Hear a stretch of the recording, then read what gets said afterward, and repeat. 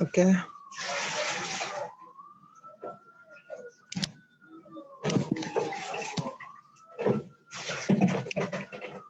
Are we ready now?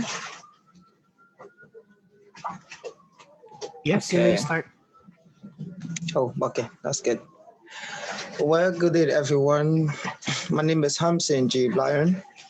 I am the co-founder and executive director of Campus Liberia and my student Spotlight. I'm very delighted to welcome you all to this Reimagining Society webinar today, talking about face to gender Z. I am the founder of Campus Liberia and co-founder of Humanitarian Spotlight, and I am a Liberian by nationality. This webinar is here by Reimagining Society. Reimagining Society is an international youth-led organization that endeavors to create more inclusive, fair, and sustainable communities by holistically embodying the concepts of well-being. Well-being is a state of being comfortable, healthy, or happy, an individual experience of the life as well as the comparisons of life circumstances with social norms and values. Before we start, I would like you to note, in order to ask questions, please kindly drop it in the chat box at any time during the section. We will do our best to have your comments addressed. Thank you. To kick off the section, you are welcome. Thank you.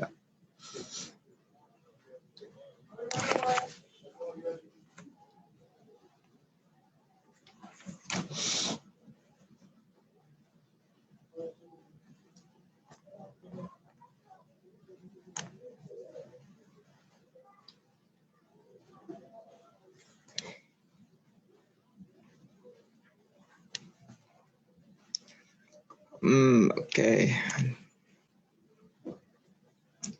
It's my camera is so dark at this moment.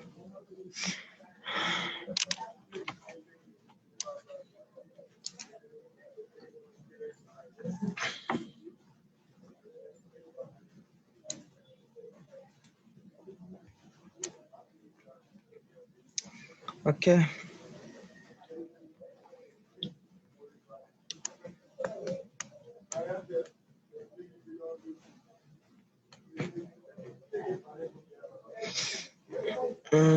Well, the bio note of our speakers today.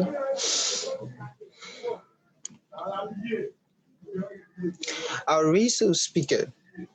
One, we got Shaman Soneja is a proud public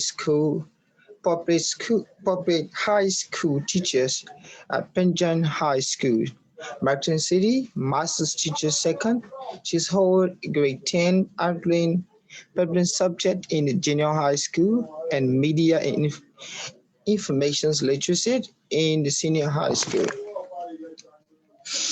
Ms. Shaman is a 2017 Basis Education Research Fund, parenthesis, BERF closes guarantee in her MRL related schools wide research, actions research about Sabon body. She is one of the pool of movie accessories of Finland Catholic Initiative Lighting Movie Appreciation, a film rating the classifications board of the CBF, Catholic Bishops Conference of the Philippines. Episcopal Commission for Social Community Communications. She is an nominee of the 2019 International Visitor Leadership Program for Media and International Literacy through Education of the U.S. Department of State. That is the first bio note of our first speaker.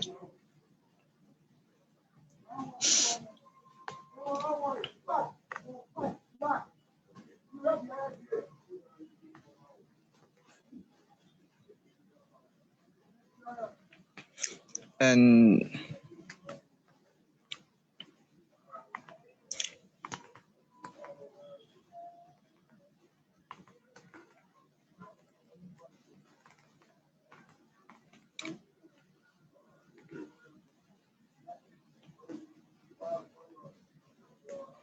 Okay, and our second speaker here, the resource speaker too, is Natalie Rose B. Manigo. I'm sorry that I've not really gotten the pronunciation correct. Please pardon me for today. Miss Natalie Rose Manigo is currently an academic coordinator for the Senior High School General Academic Screen in Colegio, San Augustine's Mountain. She has been entrusted with various major administrative positions in courses of her 22 years of stay in this prestigious university. As an academic coordinator, she is charged with designing curriculum and offering for the students. Her expertise with this young has been honored in numerous capacities, one of which is being student affair coordinations, involving planning and implementations of institutional students development programs. She also pioneered an outreach initiative which sent over children to basic education. Another is her lengthy involvement in the youth ministry for parish and district in Malinao, which has given formations of ministry's growth, leadership, discipleship, and missions. She has co-authored youth models and interpersonal relationship titled TDPX and TD Path Harmony. She facilitated national conference called Dream A Nations, a youth empowerment program for national collective consciousness. She has attended symposiums, national conventions, educators congress, and has organized large-scale students and teachers conventions. She is a keynote speaker and lecturer on topics for teaching skills, classroom management, student discipline, teaching strategies, club monitoring, and teaching as education. Ms. Mellon finished Bachelor of Science in Education majors in Guidelines and Counseling with distinctions at Santa Isabel College, Maryland. She earned her master's degree in religious and value education from D. Lewis Sanders University, around at the Peninsula Institute of Communication in Asia for Masters of Art in Media Information Literacy. She intends to pursue a doctorate degree in communication. She has traveled to France, Germany, and Spain as a delegate for the World Youth Day and to New Zealand, Japan for spirituality and women empowerment talk. She is an advocate of youth empowerment, media literacy, women's empowerment, a co-author and prime movie of a movement called Women of Worth. She will soon release a book of women identity that will feature her artwork and reflections. She lives in Patron City, Philippines, with her siblings, 8 nephews, and a niece, and 4 beautiful grandchildren. Distinguished ladies and gentlemen, this is a bow note of Miss Nadine Rose Mellon. Thank you.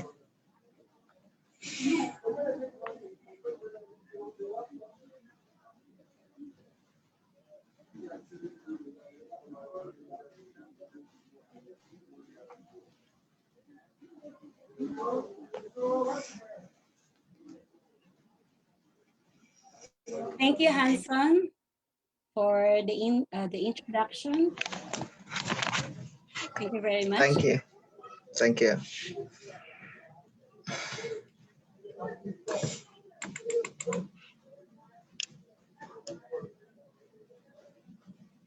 For a while. Okay. Hi, hello. I'd like to greet everyone a good afternoon from here in the Philippines. Good morning and good evening to other parts of our neighboring countries. We have participants who are watching with us from Afghanistan, Bhutan, Indonesia, Kenya, Nigeria, Rwanda, Trinidad and Tobago, and Zambia. I got the list from the responses in our registration form. And of course, I'd like to acknowledge also the presence of the people from Reimagining Society who are with us here inside the Zoom platform, who are also coming from Nigeria and Liberia. Hanson, who introduced the speakers, is from Liberia. And Eduardo, who will act as the moderator later in our Q&A portion, is coming from Portugal. And other members of the core team of the organization from Bangladesh, Taleb, and from the Philippines, one of the co-founders, Sir Alem. Good afternoon, everyone.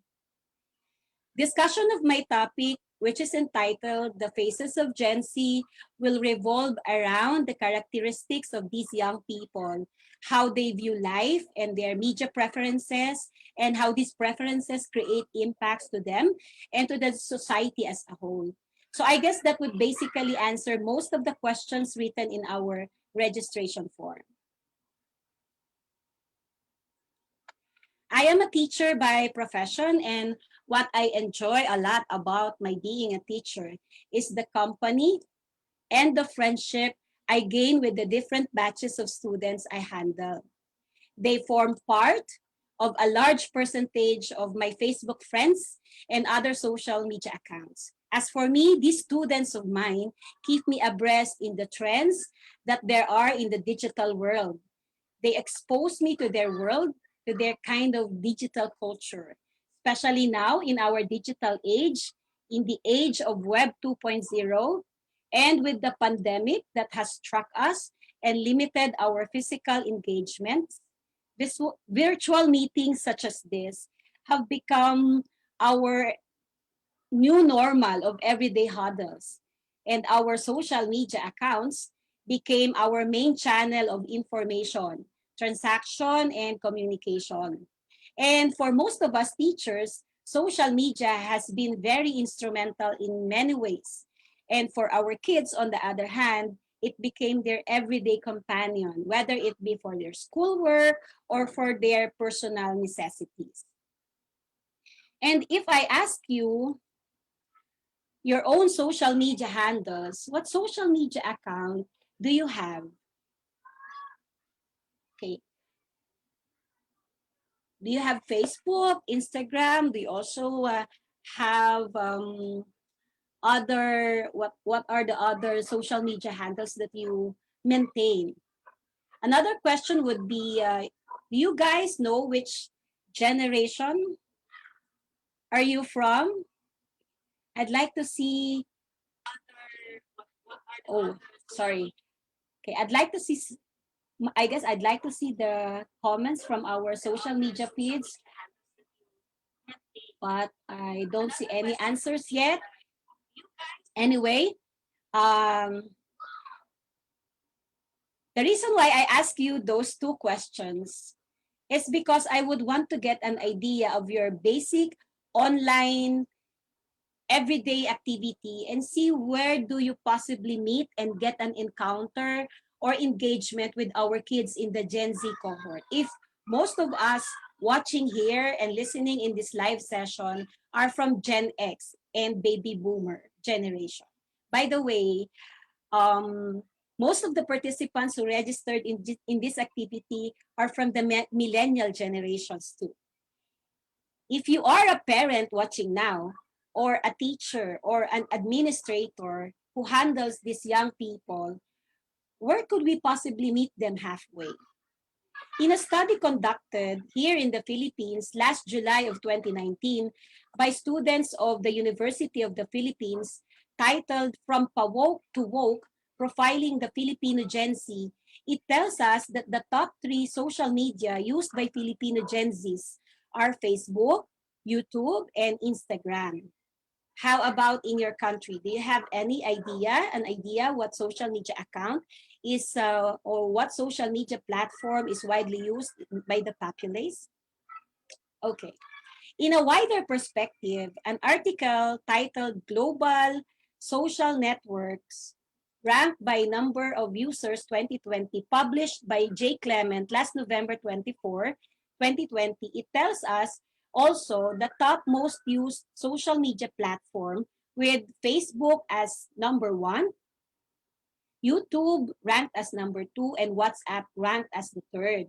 And take note that WhatsApp is also owned by Facebook. So from there, I guess we can see where we have a common ground of platform with these kids, which is Facebook. At least that's about here in the us in here in the Philippines, with which we get the chance to engage with them. And with that, we surely have a common avenue to which we can deal with them. So let's get to know them better. In an updated report released and published by Pew Research Center last January of 2019 with the title Defining Generations, Where Millennials End and Generation Z Begins, written by the Pew president himself, Michael Dimock, they decided to use 1996 as the last year for millennials. And so anyone born between 1981 to 1996 is considered a millennial.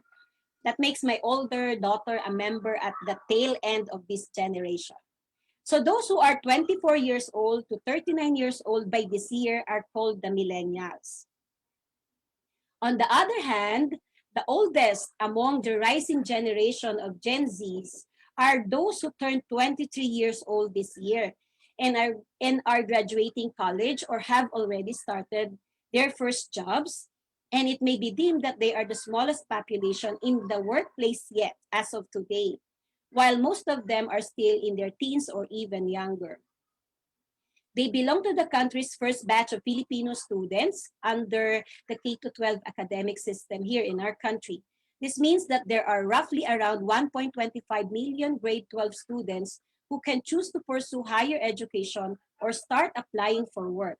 Whichever path they choose, the majority of them went through specialized training in areas such as accountancy, science and technology, business and management, and IT. This means that their K-12 education prepared them or is preparing them enough for the workplace. As you can see from our screen, generations were grouped according to our birth year. So if you do not know what generation you were from when I asked it a while ago, you can take note of it now. And now you know. Looking at each generation provides an opportunity to look at the life cycle of the members in a cohort of individuals who were born at a similar time. It provides a way to understand how different formative experiences, such as world events and technological, economic, and social shifts, interact with the life cycle and aging process to shape people's views of the world. Note that generational cut-off points are not an exact science. They should be viewed primarily as tools for analysis, but their boundaries are not arbitrary. It is often considered by their span, but again, there is no agreed upon formula for how long that span should be. Technology, in particular, the rapid evolution of how people communicate and interact, is another generation shaping consideration. Baby boomers grew up as television expanded dramatically, changing their lifestyles and connection to the world in fundamental ways. While Generation X grew up as the computer evolution was taking hold, and millennials or Gen Y came of age during the internet explosion. In this progression, what is unique for Generation Z is that all of the above have been part of their lives from the start.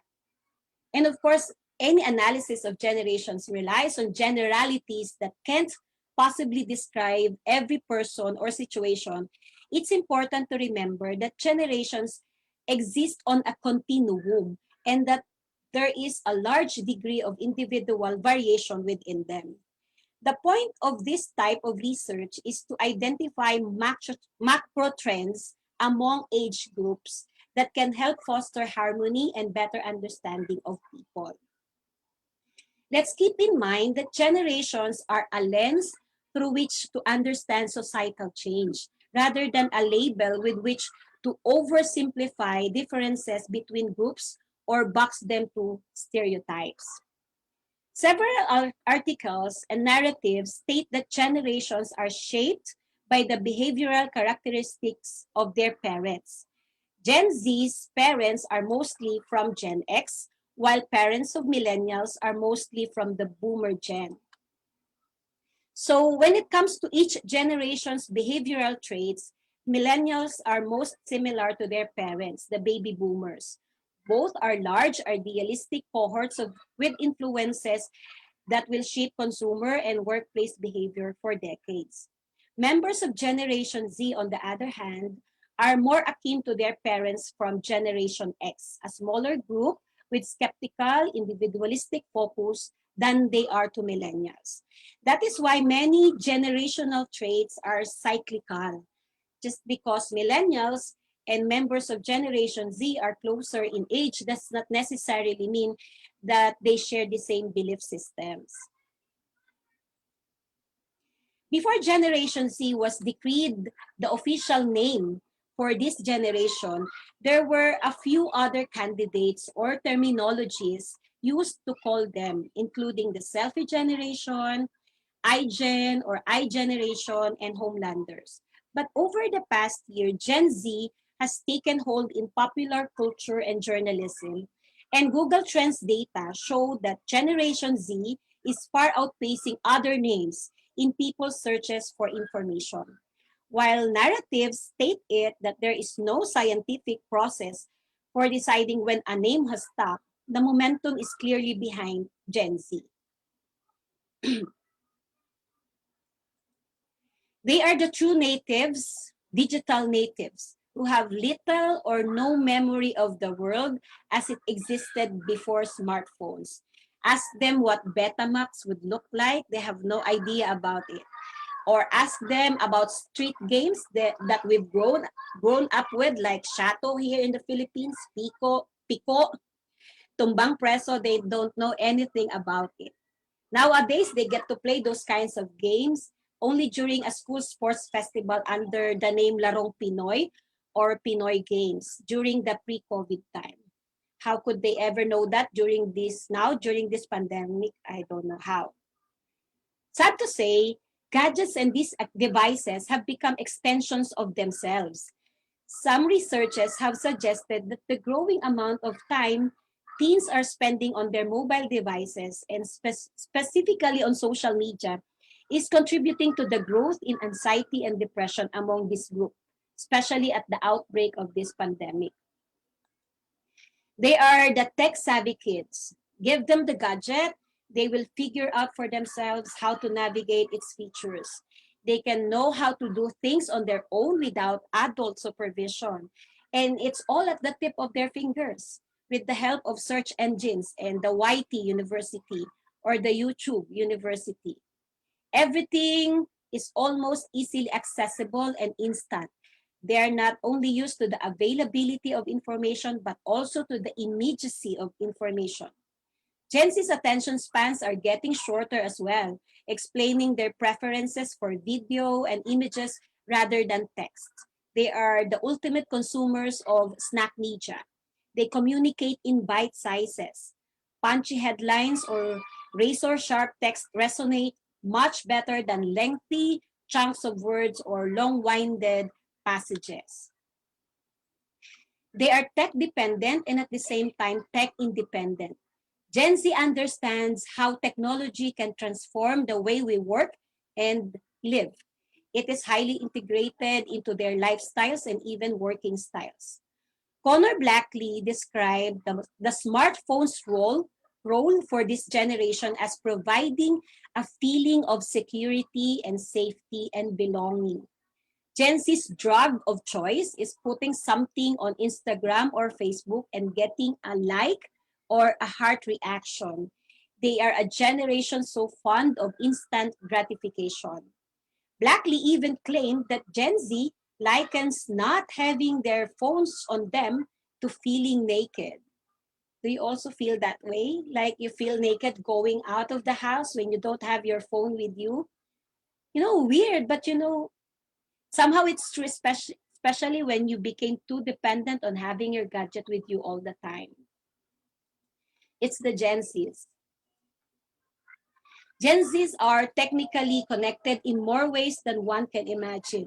An automotive industry analyst, Nathan Shipley, pointed out that today, specifically in rich countries, there are fewer 16-year-old drivers than at any time since the 1960s, according to the Federal Highway Administration. Why is this so? Nathan explained that back in the days, getting the keys to the car at 16 years old was freedom for kids. It was their way to get out, see friends, and get away from their parents. In comparison, cars have become less important. Freedom now arrives when a kid gets his or her first cell phone, providing a degree of interaction with the outside world that most people didn't have years ago. This is seemingly the same with Filipino Gen Zs because they can interact with friends by FaceTiming, texting, messaging, or connecting via social media without even leaving the house. Take away their cell phones from them is like dying for them. Sometimes it's even an effective reward slash punishment measure for kids nowadays. Gen Z has the power of technology in their hands, which allows them to communicate faster or more often with many colleagues at one time. And because being connected makes communication virtually limitless, it's no wonder for members of Gen Z to have friends from other parts of the world. For many, communicating with someone halfway around the world may be easier than communicating with older relative at the dinner table during holiday meal. You see, even though Generation Z is the first fully digital generation, it is good to note that they still want human elements at work. Gen Z likes face-to-face interaction too, but it doesn't always have to take place in the same physical location. Regularly utilizing apps such as FaceTime, Skype, or other video call platforms, members of Gen Z will often have face-to-face conversations with thousands of miles separating the participants utilizing technology of which they are so adept. As humans, in the workplace, they also crave for human interaction and they will continually continue to seek empathy, interest, and care, which are always best received face to face. Gen Z is the most racially and ethnically diverse generation. They don't focus as much on someone's color, religion, or sexual orientation as some of our older counterparts might do. To them, a diverse population is simply the norm. To the Gen Z, people are just people. Gen Z is more likely to judge someone for what you are rather than for who you are. What they care about most in other people is honesty, sincerity, and perhaps most important, competence. Gen Zs are pragmatic entrepreneurs. Business Insider describes Generation Z as more conservative, more money-oriented, more entrepreneurial, and pragmatic about money compared to millennials. They've seen challenging financial issues firsthand from at a young age. The loss of a parent's job, a foreclosure, or the inability for a sibling to find work after college graduation, especially now during this pandemic. They've seen how technology can be an advantage to create business opportunities with low cost expenses. Many of them ventured into online selling, especially on the onset of this pandemic. When it comes to work, Generation Z views job as a means to an end. They are financially focused and understands that work is performed for financial reasons. For them, compensation and benefits are most important. That financial focus likely stems in part from witnessing the struggles their parents faced. With limitless information at their fingertips, Gen Z has a lot of knowledge and exposure to many different topics compared to teenagers of other generations. Generation Z ranks as the most informed. With this breadth of knowledge, they constantly seek new ideas and experiences. Change is welcomed by Generation Z. They embrace change because they are raised during the most disruptive decade in history.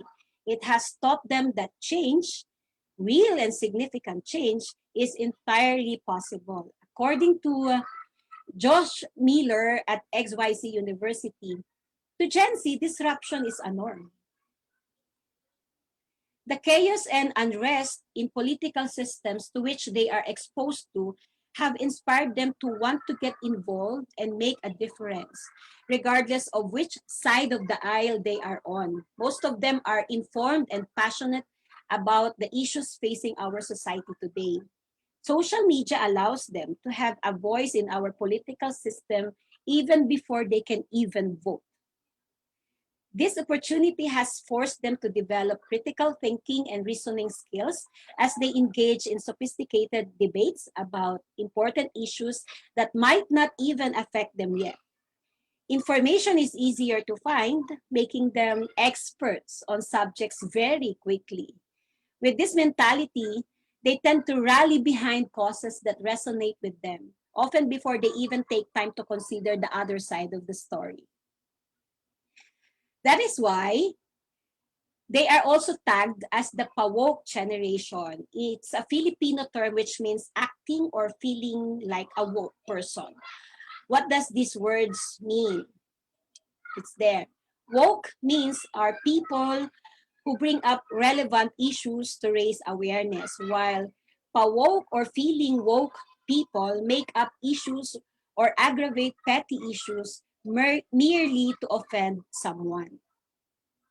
This brings me to this controversial meme that circulated the Philippine Facebook news feed last November.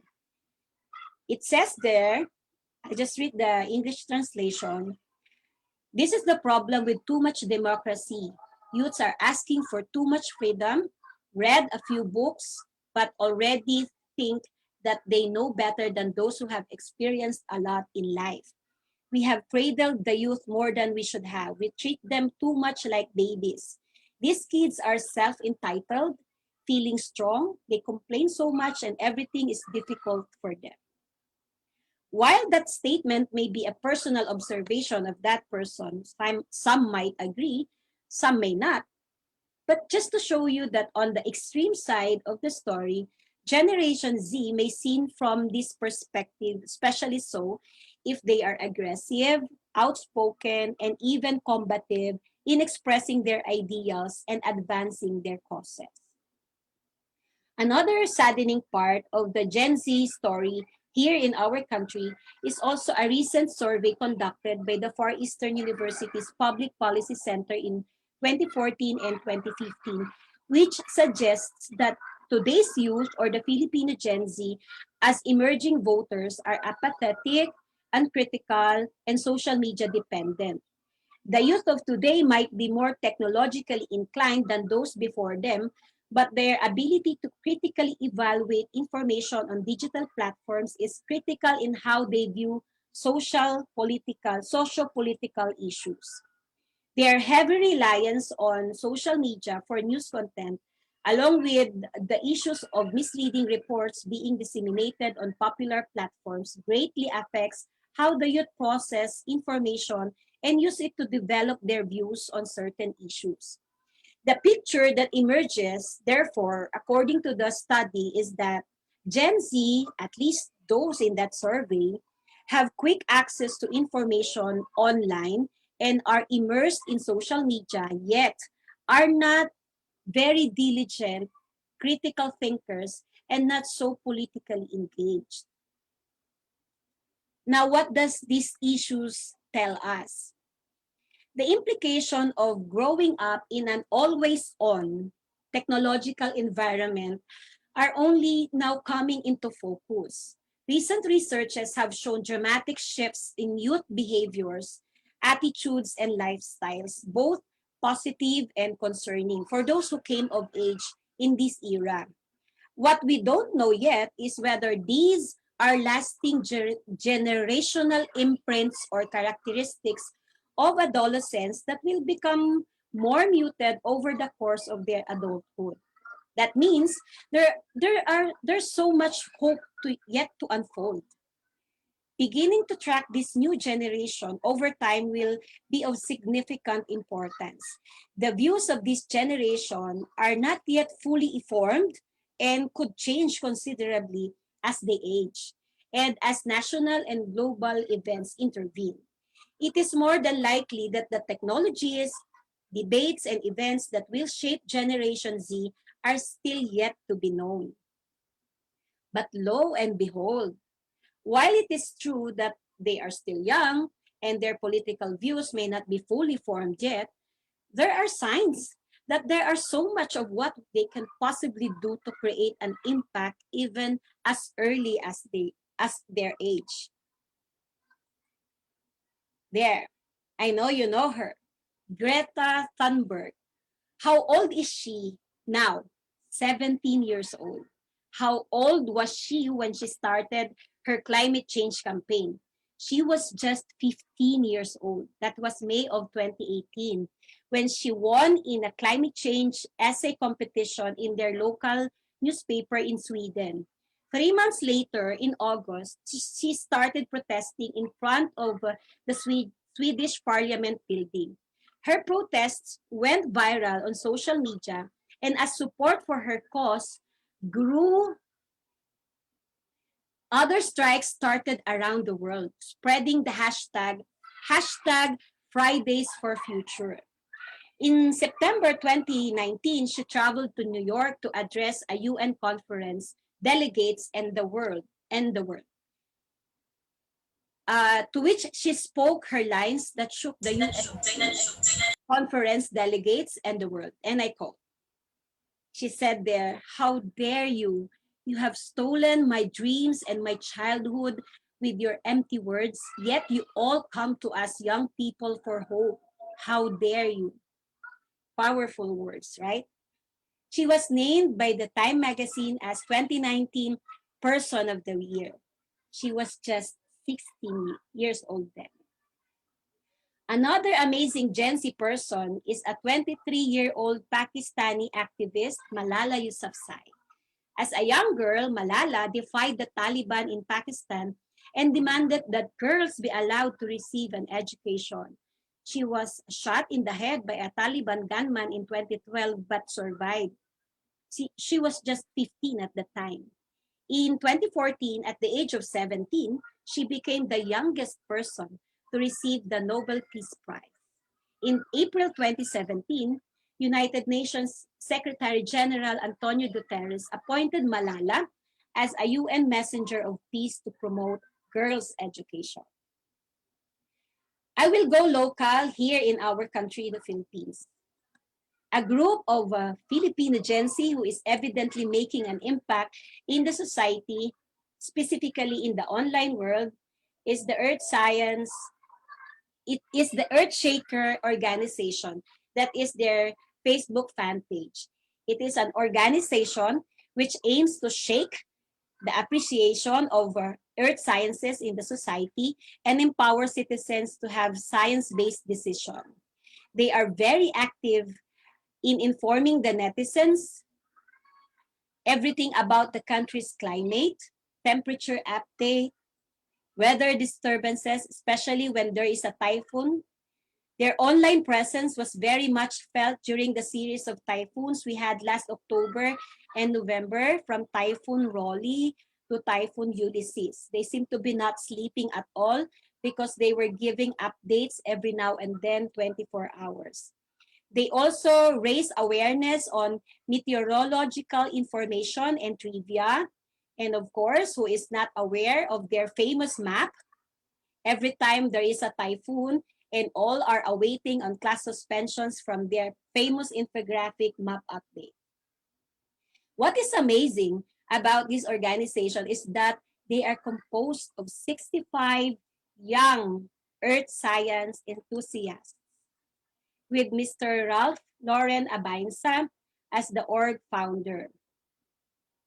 What is more fascinating about them is their age range. As you can see from our screen, that most of the members of this organization are only 19 years old, 18 years old, 20 and 21 years old. They are all Gen Z people, young advocates, creative, passionate, and dedicated to the cause they are promoting. I got the photos and the age info from them about them from the email response of Mr. Abainsa. I will go even more local and personal. Pardon me for this, but I would like to you also to meet my very own student, Dian Ashley Apolinar. He was my advisee last school year when he was in grade 10 and when he was in grade 7. He is now in grade 11, 16 years old, consistent student leader since he was in grade school and was able to travel south of the country in grade school because of Red Cross leadership.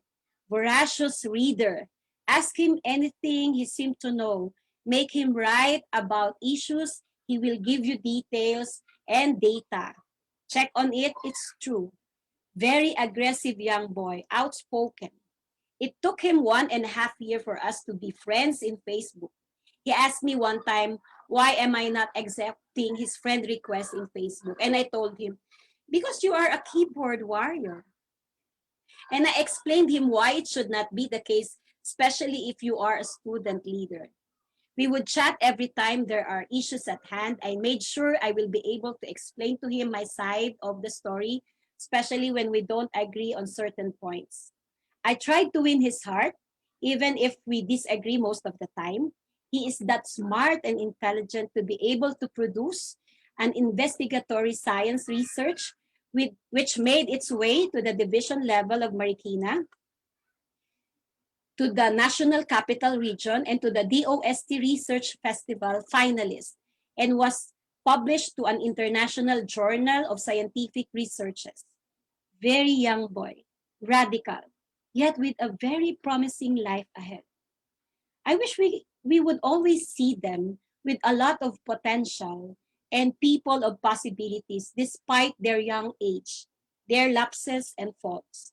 Their growth and character development lies in the hands of the wisdom that will be passed on to them by us, adults. It is imperative that it is imperative as part of our moral obligation to nourish them, nurture them, and guide them.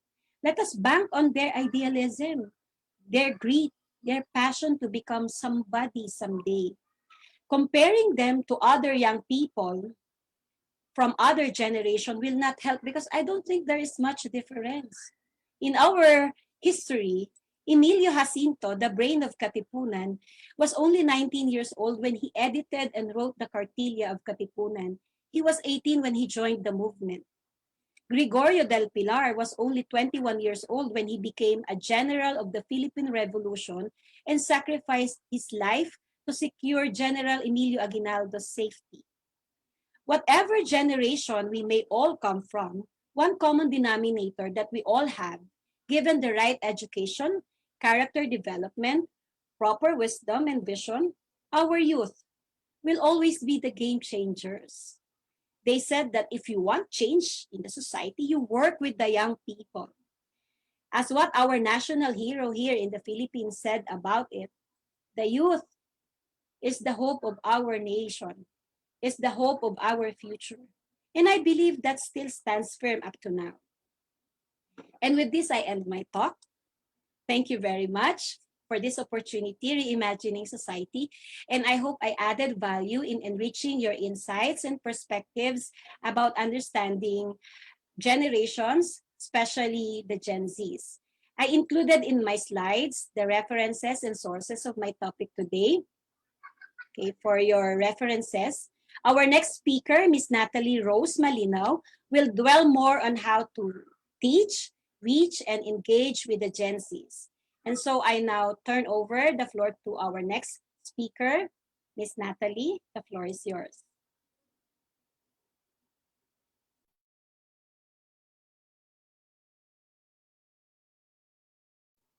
You're still muted, Ms. Natalie. Okay. Thank you, Miss Soneja, Miss Gemma. Thank you, my friend and my colleague. And I'm so happy to be here. Can I share my slide already? And may I be allowed to share my slide? Okay. There, I think I'm sharing it now. So Miss Gemma tilled the soil for me. She prepared this talk because she has painted a very, very good picture, image, and overview of a deeper understanding of this Generation Z. So the topic is targeting the Generation Z, teaching, reaching, and engaging the Zeds. So I'd like to thank the Reimagining Society for inviting me here this afternoon. So can I clear the stage first? One is, this is where I am coming from, okay? Now, my credentials for giving this talk lie on me teaching boys and girls in high school for 22 years. And I am still raising 3 Gen Ys, 4 Gen Zs, and 3 Alphas in my family. 4 Alphas in my family, plus a 20-year work in the parish community. No? And my worldview, my generalizations, my examples, my understanding of Gen Z would come from this worldview. I teach in a private Catholic school, and all this time I've always been in high school, and now I am in senior high school teaching media information literacy. Okay, so let me begin my talk. Let's get this bread. When the Gen Z say that, that means let's win it. So I'd like to start with this little anecdote. You know, I always go online. I will have 4 sessions with my class in a week, and then we go online. We have all of this synchro, and then you cannot demand them to turn on the video. It's part of the directives of DepEd now. However, some of them would indulge you and turn on the videos with you, but more often than not, most screens are turned off. Correct? So if you're a teacher, you understand what I'm saying. So it would go on and on and on like that. For someone like, traditional teachers who've been so used to face-to-face encounter with the students, no, being in the classroom, just all of us, then all of a sudden we go online. So it is really frustrating for us. No, parang you cannot measure how much engagement you're having with them, right? So I would not be very, very familiar with their faces, but lo and behold, a month after, we are having this teachers celebration. And so we said, Miss, can you join us in the Zoom meeting? Because, we'd like to honor you a little and all of that. And so I joined, not expecting a lot. But when I joined the session, you know what these students are saying? They're saying, thank you, Miss. We like it when they are quoting my expressions. They're telling me back what I would tell them in the classroom. They know my favorite wrap up lines. Thank you for trying your best to be really, really funny, even if it's early in the morning. What am I saying here? They are listening. They look indifferent, like they don't care, but they are watching us and they are listening to us. Here is the challenge. It is a matter of knowing how to effectively teach, reach, engage, how to effectively talk, have a good conversation with them. I like this analogy very much. No? Most of the time, we are like cats to them. If you're a Gen Xer, or an older part of the millennials, no, or a boomer at that, we're mostly a cat to them for the Gen Zs, and they are ducks, right? We are kittens talking to ducks. We tell them to meow or purr, purr, purr, but their language is quack, quack, quack. Cats, being meat eaters, we feed them beef, chicken, turkey, but ducks, they get full and satisfied with snails, worms, frogs, weeds, or grains. As cats, we don't like water because our furs will feel heavier if they get wet and we get colder. But ducks live in the water. They drink water 1 liter per day. And they needed to keep their eyes, their bills, their feet, and their feathers in good condition. They stick their whole head into the water and wash their butt. What am I saying? No matter how passionate we are about our pedagogy as a teacher, however how well-meaning we are as parents or leaders to them, we are not being able to connect to them fully. It's like a pail with a hole. Whatever you put in might just be wasted. But sure, of course, they will oblige us. They will obey us out of compliance or fear or reward. But to engage them, a full throttle engagement, we will have to make a real shift. Now, for a real transformation for these young people to happen, we need to learn how to talk like ducks, understand the behavior of ducks, and love these ducks. More importantly, sincerely love these ducks. If not, everything we say or do will just pass over their head. We have to look at media and their strategy. Look at them, they are winning big time. Now, all of these media apps, no, they spend millions on research to know the young. They try to study their spending habits, their viewing habits, their eating habits, their shopping style, their reading preference, la la la. And they're winning and they're getting them hook, line, and sinker. They're luring them in very, very easily. Case in point, TikTok. Okay, we are quick to call Gen Z as a TikTok generation, correct? Because for older generations, we see TikTok in a mere one-dimensional way. We look at it with, oh, these are the young kids wearing sexy shorts. They do a lot of this nonsense video, and all they do is dance and blah, blah, no? We cringe at TikTok, but this is their current app. This is founded in 2012 by a Beijing-based internet company, technology, and then in 2015, it spread out of China. What do we see? Short music, lip sync, dance, comedy, talent videos of 3 to 5 seconds, and a short looping videos of 3 to 60 seconds. How many users? 700 million users and counting. 2 billion downloads worldwide, majority the Zeds or the Gen Z. This, during the ECQ, it was a strict quarantine here in the Philippines or maybe in other countries, no? But TikTok babysat them. It soothed their lockdown anxiety, and it has changed the way this generation laughs. It changed the way they seek entertainment. And you know how it is packaged? It is packaged this way: a community of young creators who produced engaging, fresh content. Another one, it is a pretty amazing mosaic of individuals who make content about their every niche, their gifts. The algorithm of TikTok, brilliant. It is constantly putting new creators in front of a new audience. So it never gets boring because of this new constant flow.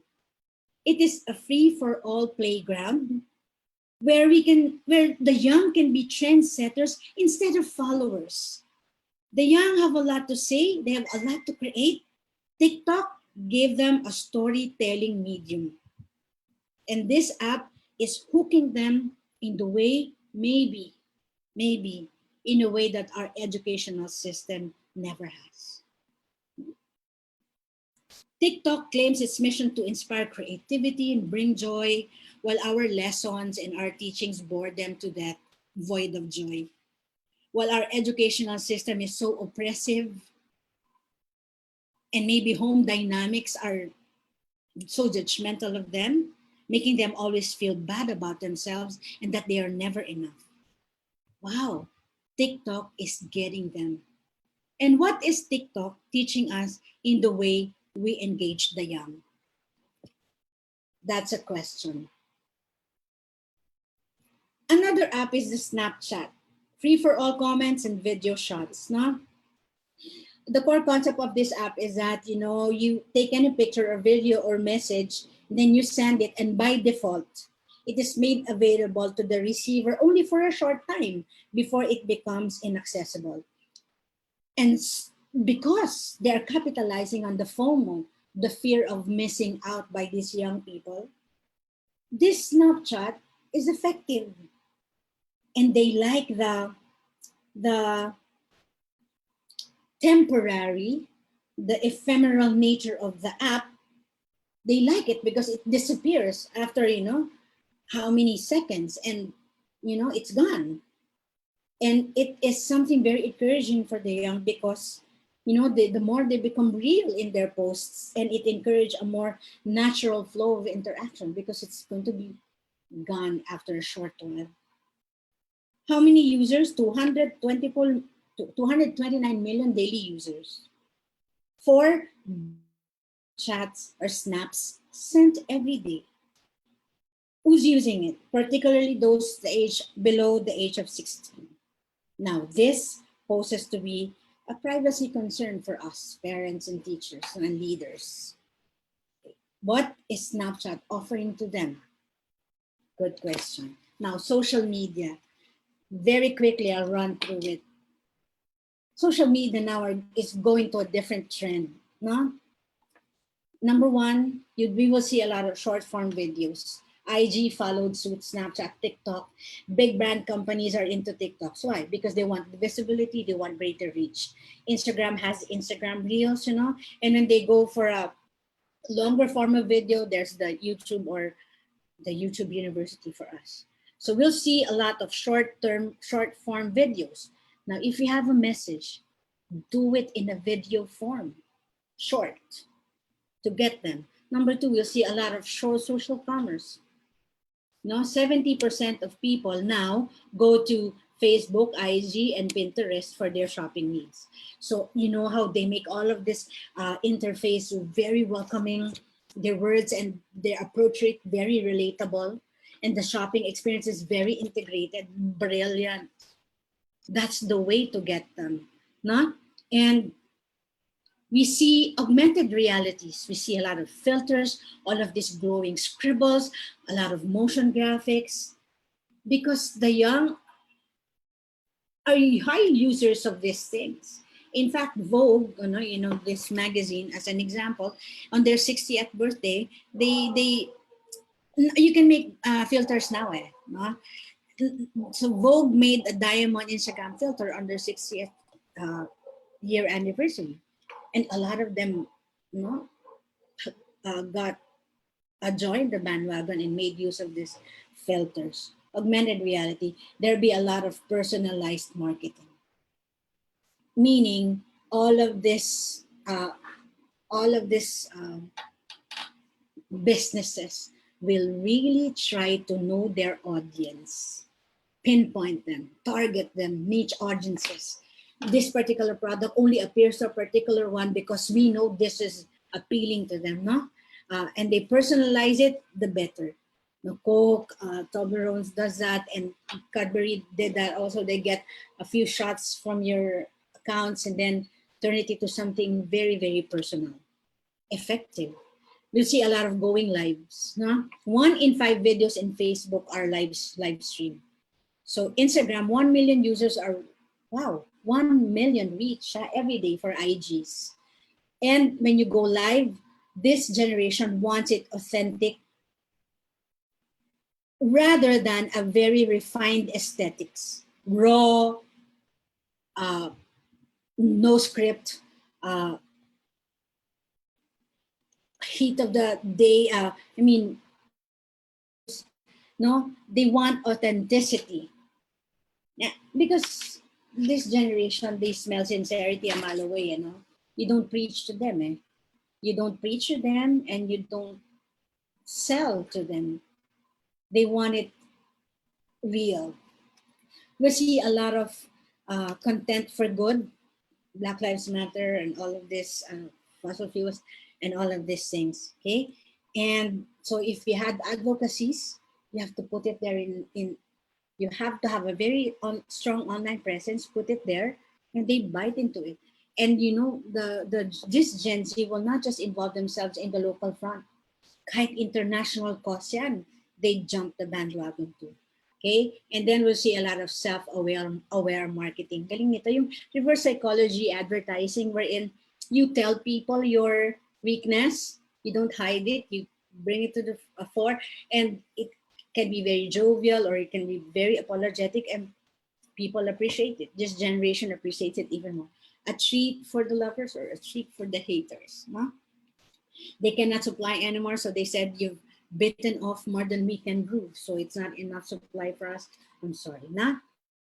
Marketing, that's what you do. So if our schools are into certain trouble, when we become honest about it and apologize for it, they like it. That's the way to do it, nah? Okay. And then, yeah, this pandemic, I like this pandemic very much for us teachers, no? uh, Anywhere, in whatever institution you are. You know, this pandemic has created a wave of good disruption. It has reshaped, remodeled something very immovable and conservative among structural systems, education. We wouldn't have moved had we not been shoved to the wall, no? But this is a very good disruption. And what is more amazing is that the Zeds or the Gen Z are placed in a time we need them the most. Sila, they have a great challenge ahead, but they are very much suited for this landscape. They can navigate it perfectly. What do we teach them? We're talking about, what do we teach as young people? More of the same won't work anymore, won't cut it anymore. We have a lot of hits and misses. If you're in the Philippines, in our educational system, the one that they have given us as our MELCs, or the competency, the targets that we can. A professor of ours, from UNESCO, he was advocating this belief. Now, he said, we have a lot of hits and misses in our curriculum. What do we need to teach our children now? It's not enough. He said, there has to be cyber wellness. Talk to them about balance online and offline life. Privacy when it comes, the online relationships. No? Let's talk about news values to them, or made up news. They don't call it fake news now, because if it's fake, it's not news. So they call it made up news. No? Let's talk to them about how we determine fake news. Let's talk about tolerance, diversity, and pluralism. When there are a lot of hate speeches and extremism online, then we have to talk to them about community standards. So what are the responsibilities of these internet intermediaries? What standards are they keeping? Are they gatekeeping? We talk about the psychological impact of technology, gadget addiction. We talk about this algorithm, AIs, machine learning, conspiracy theories. These are the things we need to be talking to them. More importantly, for this country, we need to address historical revisionism, the distortion of the stories, no? And then information ethics, more than just media ethics, information ethics also. So that's as far as what do we teach them. We need to complement what is given to us. We have to find an integration of these things in the given curriculum that we have. And then MIL in the Philippines has its issue also of it being a glorified art or production subject. But we need, in MIL, we need to focus on media analysis and production. The students must understand the media messages first, more than them asking them to come up with short films and magazines, produce a magazine, or they need to understand media messages. So it's one thing that I did in my class. So I shifted to that part wherein they do a lot of media analysis. Okay? Because the artsy thing, we don't need to teach them. They know that even better than us. No? Now, this is also the time. How do we teach them? There. We empower them with voice and choice. Now, we're allowing them to produce in a manner that best fits their need. Yes, you can give options, but allow them to operate in a space wherein they are very comfortable in, without sacrificing content or standards out of the window. The students must still meet, and young people must still meet your objective. You still have to provide structure or planning to them, give them a project brief, cover all the content, the skills that you want them to know, outline your objectives, but leave them to their creativity and their geniuses. We do temperature checks by checking their cycle goals or their where-tos, But if they have a say in anything, they have an ownership. And when we do this, We show interest in what interests them. At this point in time, how do we engage them? Student voice and choice should be number one. And here is a powerful question we ask them. When we say, what as adults, as parents, as teachers, you say, what do you need from me in order to succeed in what you want to do? A very powerful question. Very powerful question. That small talk is such a big talk. What do you need from me in order for you to make it? No? Now, voice and their choice. You know, one of the competencies we ask them, you have to create a campaign ad to combat digital divide, information addiction, bullying. Okay, leave it to them. Leave it to them. Give options, like, you know, you create an infographic or a poster, a podcast or a website, but, you know, do not dictate on the vehicle by which they can deliver your expected outcome. Parents, give them the big why. The how, leave it to them. No? Okay. Now, as an example, I wish I can show this to you, but we're running out of time. I want you to know how we have allowed our Supreme Student Council to reinvent our Tatak Agustino, because I come from an Agustinian school. So Tatak Agustino meaning the mark of an Agustinian. And they have rewritten this legacy. It is a 29-page program for the online platform that we have. It blew my mind. 29-page, complete with everything. They pitch it to us, from me all the way to our academic and discipline principals. No, they pitch it like that. I am beside myself with joy with the kind of reinventing that they are making now, because we cannot do it face to face. How do we do it online? Awesome. Meaning, you need to trust them with their genius, but you are there. You're there to give them direction. You give them the why, and you sit with them, but you leave them to their own geniuses. Okay, but of course, when they presented it, we had to trim it down, and because you have to protect them online, our responsibility now more than ever. These are still minors, very much a minor, so we had to scrutinize all of them to make sure that they are protected online. Okay, and I'm picking from the brain of this head of LinkedIn Nordics, Lisa Gunnarsson, and she said, what can we learn from this generation? See, he said, autonomy. The question that she's throwing to all of us, are we raising them to be independent learners? No? Do we adequately prepare students for real life? Are we grooming them now as capable agents for, transformation, social transformation? For the school, it is time to loosen the strings a little. Inflexibility ba, no? If students are having a hard time online learning now, it is a reflection of our educational system. Because what we do is, we do a lot of Socratic, we do a lot of these lecture types. Lecture is okay for certain disciplines, but we always made it a default way of, kaya when it came to online, they had difficulty transitioning because the teacher is always the sage on stage. We are the pool of eternal wisdom, while the learners they wallow in the abyss of ignorance. But I know that we give students certain time and they will be weaned off from us.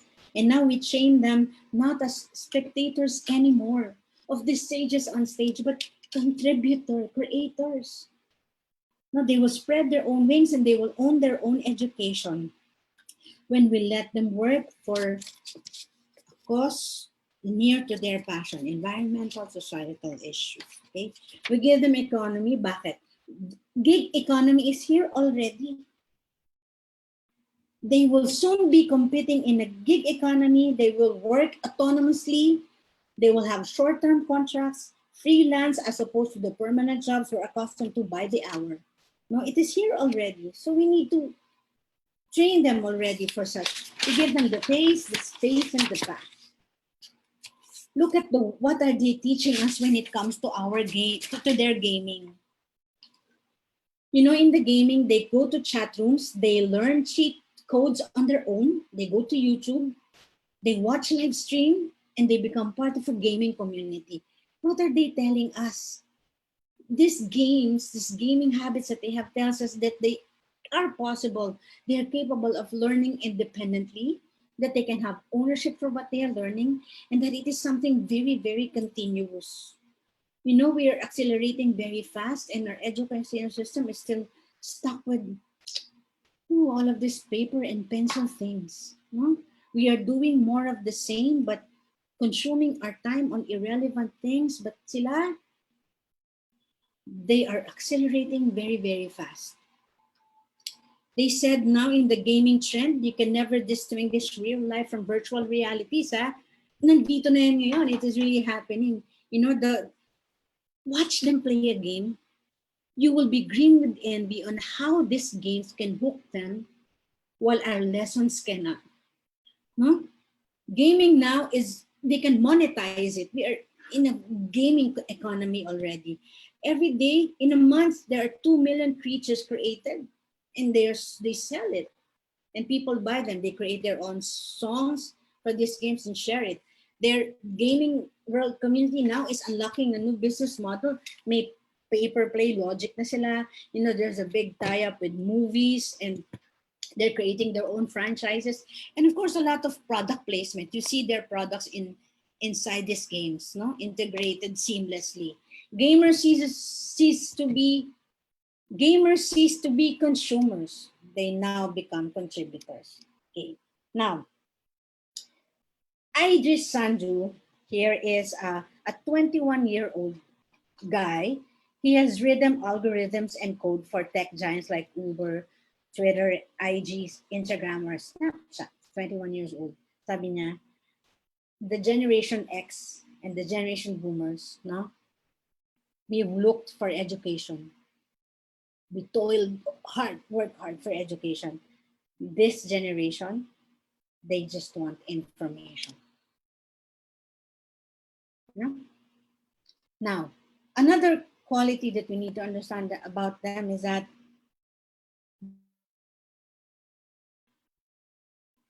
another factor to consider in knowing how to engage them is that they are big on individuality. Where do we stand on allowing individuality?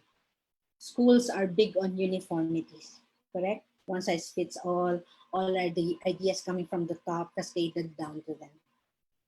How do we respond to this particular need? Do we have a lot of young or student-led activities? Are our policies very friendly to them? No?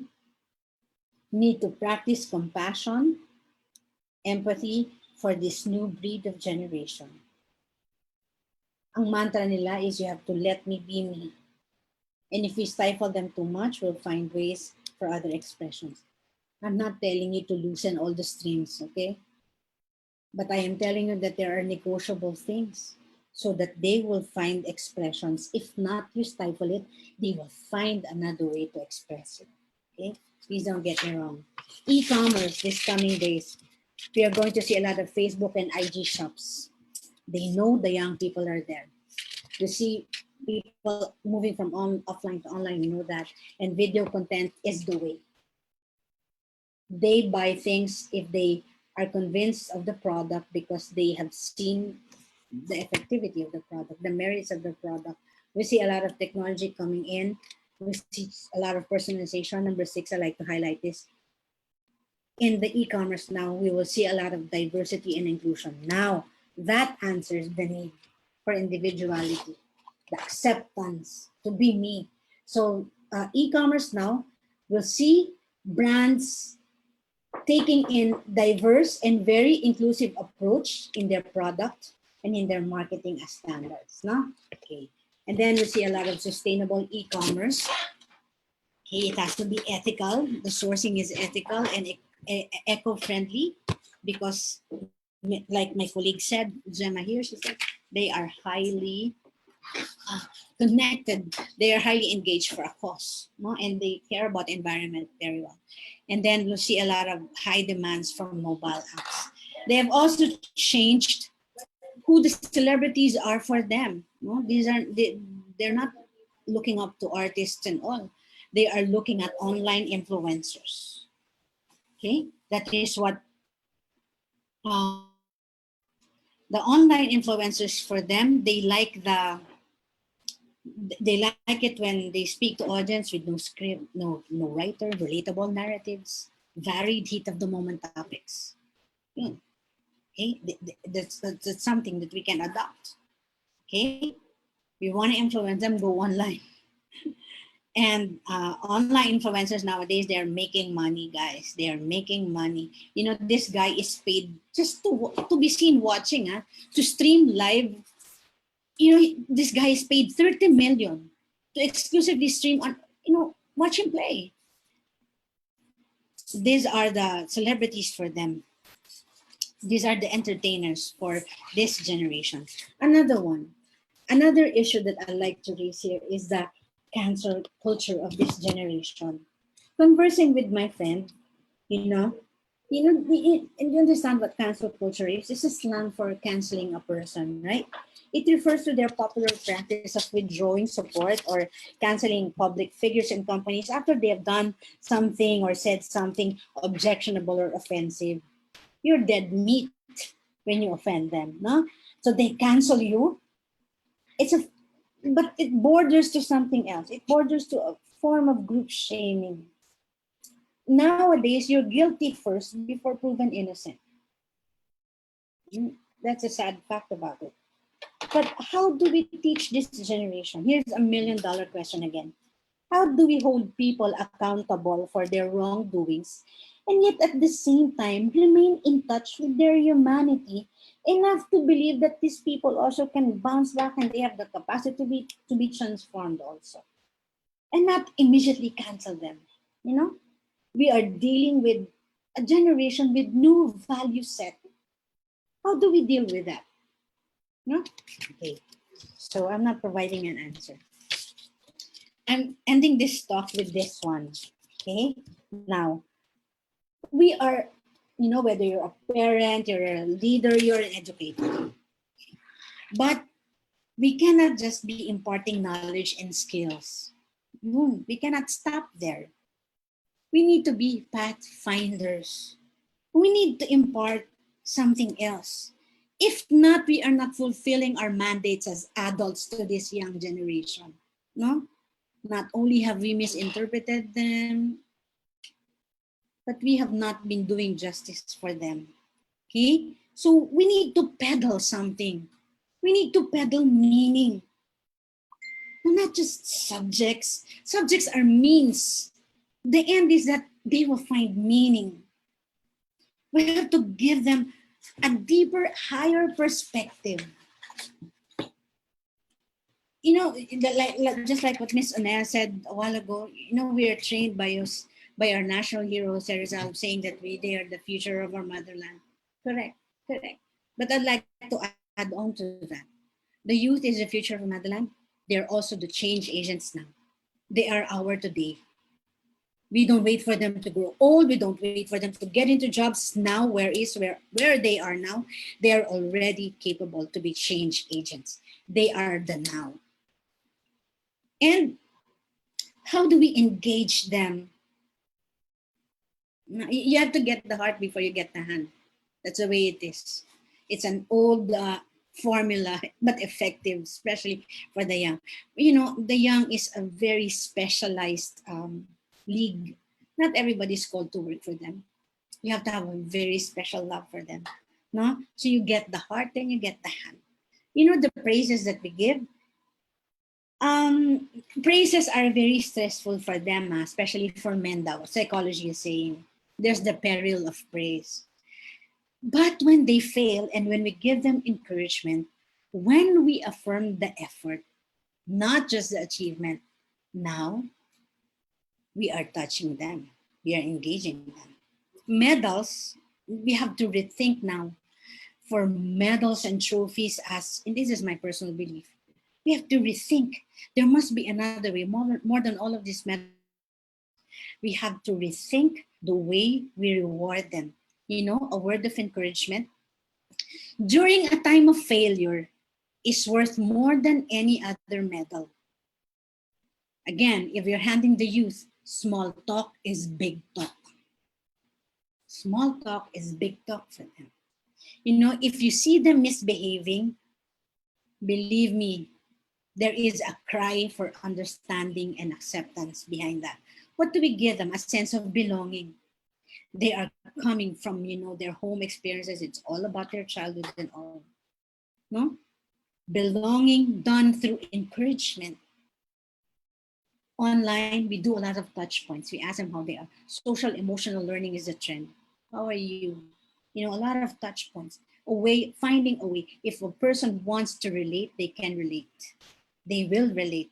You know, our manner of reaching out to them at this point in time has to be very strategic and purposeful. And even if it is online, it can be done. We do a lot of listening. We cannot be mousy, you know, and you know, just watch all of these things happening to them. It's an exciting time to be with the young.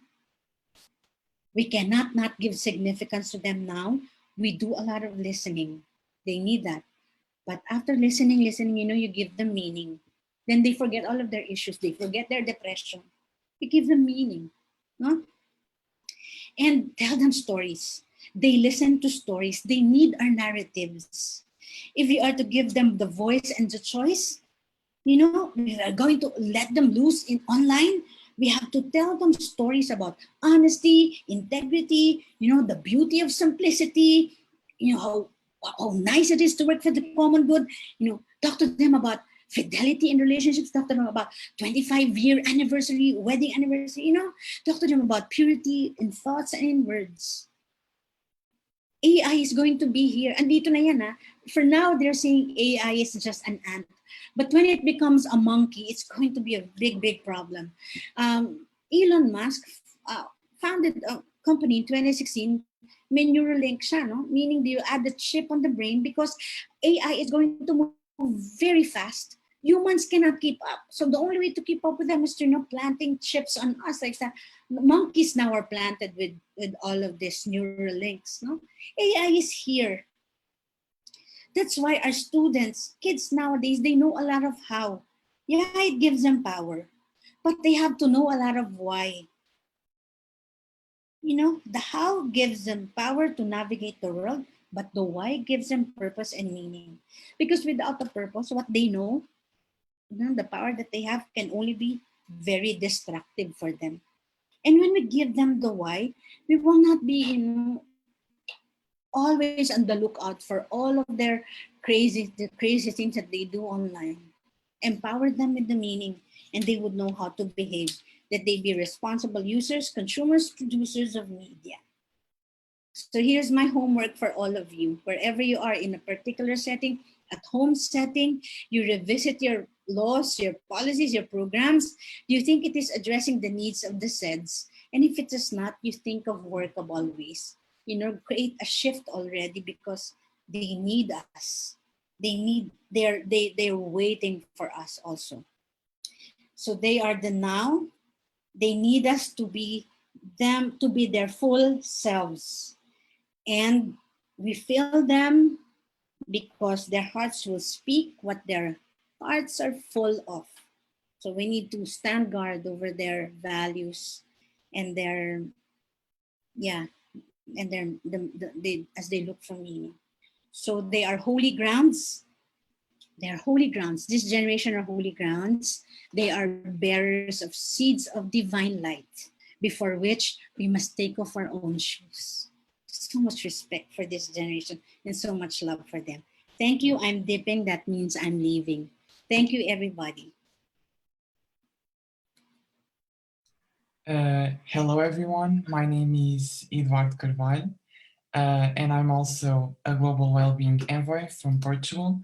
I will now conduct the Q&A session and wrap up this webinar. Okay, so I have a few questions to our amazing speakers. Why is it interesting to know or be aware about the different generations and their character traits? Thank you. Miss Soneja, is it for me or is it for the two of us? I can answer that. Okay, yes, please answer. Okay.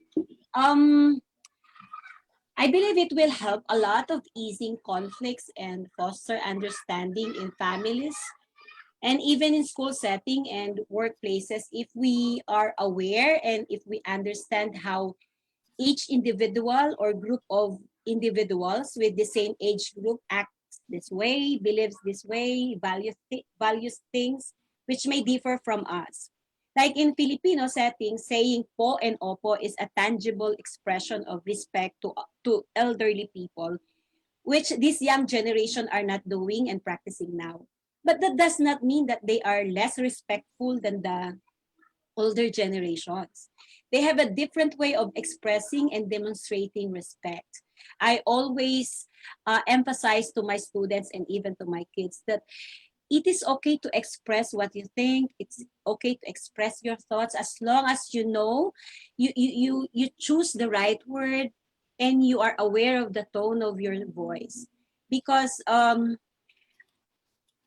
without the po and opo, but with a loud voice, does not always mean it's a respectful sentence also. Generational studies are constantly evolving as each generation reaches new life stages and creates new ways of working, retiring, shopping, and just hanging out. With the help of surveys, studies, and researches like those which are given by Pew's Research Center and other governmental agencies, it gives us a macro approach to spot trends and help marketing and other business companies and even education sector to formulate or improve our existing systems, policies, and make them relevant to what is the need of the time. Miss Natalie, do you have anything to say about that too? Yeah, it's just for practical purposes of profiling them, each generation, and maybe to bridge the gap and for better Okay. understanding na. So really important. And what is your best experience with the people of Gen Z? Yeah, Miss Gems shared hers. Yeah. And Okay, so the as teachers, we'd like to tell you, we live for students achieving so much at a young age. When we see them at their best and being very spreading their wings and creating things. Yeah, it's a joy beyond explanation for us teachers. And when they go back to you and treat you for a lunch or a dinner, wow. It's more than the trophy any award giving body can give you. yeah. So as teacher, educator, what is something shocking about Gen Z? Shocking. Yes. Pleasantly shocking for me. Yeah. They are ready for the grind. They can navigate this perfectly, even better than They are very creative. technologically, yeah. But of course, the values, they still have a lot to be. They have to be led, they still have to be formed by us. Yeah, pleasant. That's a pleasant shock. A negative shock about this generation. They grew up before your eyes. You're alongside with them, but they blow you away with Okay. what kind of animal is this emerging in front of me? Yeah, something like that. And Miss are Jen? generations similar around the world? So, for example, are Gen Z's like similar in different places in the world, like from different backgrounds? Let's say it this way. Are generations consistent around the world? I guess it can be a yes and a no, because every culture has generation cycles or periods of optimism and skepticism, Yeah. prosperity and recession, war and peace. These cycles shape generations everywhere, but they look different depending on the culture and the country. Like in the US, for example, or even here in our country, we call the Gen Y. The Gen Ys are also referred to as millennials, and they have that distinct characteristics. But in one article I've read, I cannot remember the title of it. In China, they are called the Little Emperor Generation. But in many narratives, millennials were the first generation that tended to be remarkably similar across many cultures and economies around the world, especially when it came to work and career, because of the rise of the internet and the phenomenon of globalization and the rapid advancement of communication technology. Thank you. Eduardo, what is your generation? Yes. What generation do you belong to? Gen Z. I'm actually 17. I thought so. So are we doing justice to you with what we said? And why do we have a generation gap? There is a generation gap because basically of the differences of how we people of the different generation perceive things, difference in values and belief systems, and more often than not, it creates conflicts among members of the family or people in a workplace or even in school settings. It occurs when older and younger people do not understand each other because of their different experience, habits, opinions, and behavior. That is why I believe that being aware of how people from different generation views lives or values things or communicate this way will also promote understanding or create a harmonious relationship, be it personal relationship or work relationship. What do you think, Miss Natalie? Especially the technology widened the gap. What do we call that gap again? Digital divide. Digital divide. Huh? Yeah, it has widened it, and in the influx of this technology, we acquire values also, different values that is not really peculiarly ours. So that changes, that creates that gap. Okay. Do we have any questions from our viewers? Are there any questions in Facebook or something like that? No? Okay, thank you very much then. Last but not least, it's time to award the speakers for their exceptional work and presentation. I'm just waiting for a slide to be presented. Yes. So let's go to the awarding of certificate to the guest speaker. This is a certificate of appreciation in grateful acknowledgement of our expertise, professional competence, and invaluable service rendered as a resource speaker during the Reimagining Society's webinar entitled The Faces of Gen Z, Teaching, Reaching, and Targeting the Zeds. So thank you very much, Ms. Natalie Rose P. Malinao. I don't know if I'm saying it correctly. Thank you very much for your amazing presentation and for your time. And we would also like to appreciate the work of our speaker, Mrs. Gemma P. Soneja. Soneja? I don't know if I'm saying it. Yeah, it's Soneja. Soneja. Yeah. Okay, so thank you very much. A big thank you to our amazing speakers and to everyone who tuned in with us today. I hope you have learned something about different generations, and indeed interesting subject. And yeah, that's all for me. Have a nice weekend, everyone. And thank you very much for being here. Congratulations. Thank you.